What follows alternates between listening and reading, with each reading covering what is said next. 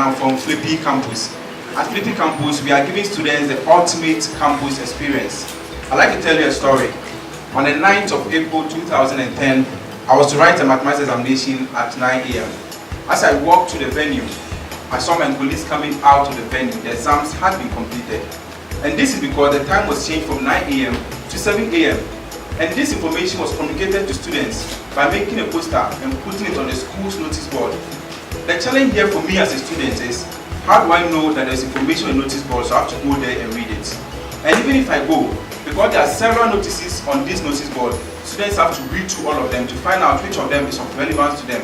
As a result of this, students are losing out on information that is relevant to their academic life on campus.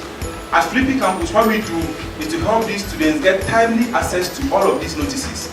Not only are we giving them access to notices, but also we help them to connect among their friends on campus, know of trending discussion topics, as well as even know of events happening on their campuses.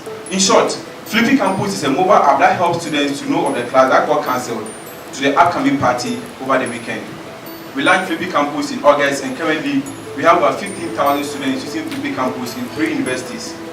The market opportunity is exciting because in Ghana alone, there are over 450,000 tertiary students. In Nigeria, there are over 2.5 million of them, and across Africa, there are over 25 million tertiary students, most of whom are in institutions that are still using the traditional notice board.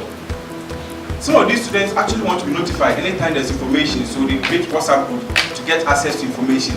WhatsApp group is great for the notification. However, when students have to go back to look for the information, because the chat application, the notice actually gets lost within a chain of conversation. Locally in Ghana, there are some mobile app that is also helping students to get access to information. For instance, there's an app called Mirror that helps students to know of events happening on campus. And there are some student-run websites that are also helping students to get access to information. But Flippy Campus is currently the only top mobile app that gives students a top-down communication channel where they're able to get information from the right sources. And on top of that, there's a social layer where they are able to interact with their friends on various campuses. So as I said, we launched 3 months ago and we have about 15,000 students using it. And one of the important things that we've been able to get, we've been able to get strong interest from other universities in Ghana and as well as universities in Nigeria and in Kenya. So right now we are looking for $150,000 to help us do 3 main things. First of all, we want to scale our infrastructure. Secondly, we want to improve our student ambassador network to other universities. And most importantly, we want to market Flippy Campus and send it to universities in Nigeria as well as universities in Kenya. In 18 months, when we have this amount of money, we are going to get about 300,000 students using Flippy Campus. And at that point, we'll be making over $44,000 on advertisements alone. We actually make money in 2 main ways. The first way is through advertisement. Because there are thousands of students using the application, it creates a lot of advertising potential where companies that want to get direct access to students can use Flippy Campus to rate them. Also, as we grow, we are going to license Flippy Campus to the university to be their official way of communicating to students. But I'd like to share with you the vision that we have. In the next 3 years, when we have about millions of students using Flippy Campus, and then we've run advertisement for a long time and we know what these students are actually looking for, we are going to create what we call the Flippy Marketplace, where students are not going to click on advertisement, but rather they can buy right from their Flippy Campus application. And this is going to be a time when we have students in the universities as well as recent graduates actually using this application from across different African countries. So today, we are seeking for $150,000 and we are also seeking for mentors who can help us in 2 areas. Flippy Campus is a user-generated content application, so we want a mentor who has experience in this area. And we also want a mentor who has experience in the area of e-commerce, so that when we go in future, when we start the Flippy Marketplace, they can come on board to actually help us. One of the exciting things about Flippy Campus is the team. Flippy Campus is made up of 4 guys. We attended 4 different institutions, yet we had terrible experiences with the use of the traditional notice board. And as such, we are very passionate about the challenge as well as very excited about the opportunity. So today, I'm asking that you come on board to Flippy Campus and you help us create the ultimate campus experience to millions of tertiary students across Africa. Thank you.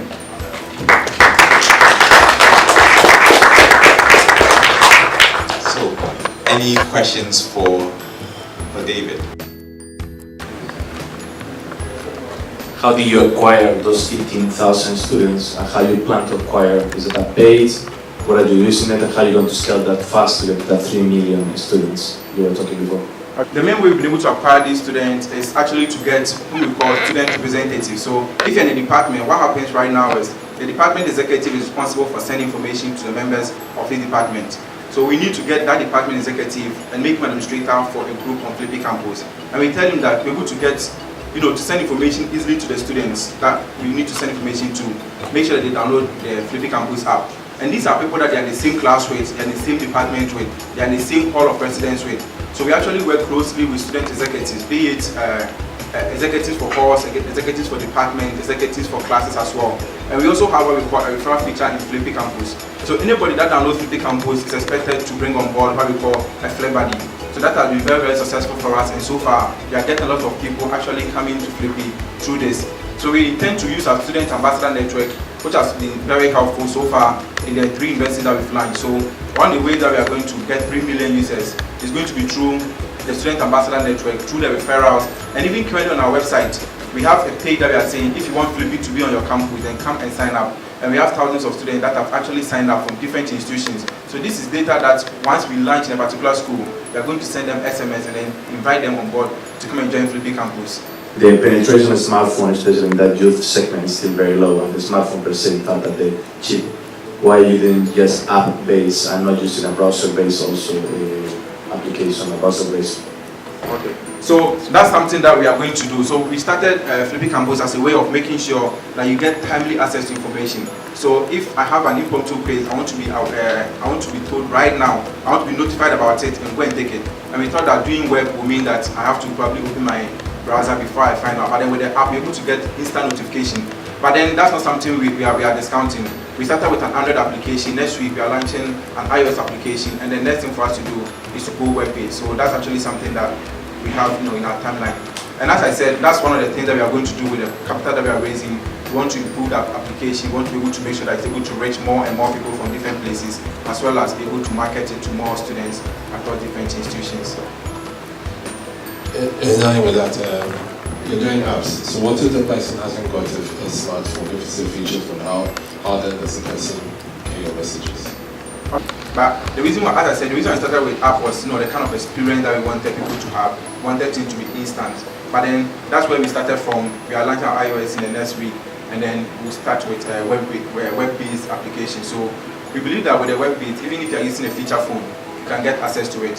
And we can potentially explore the possibilities of getting an SMS part where students can actually, based on their mobile numbers, they can tell us the department and the group that they want, and they can get information from them.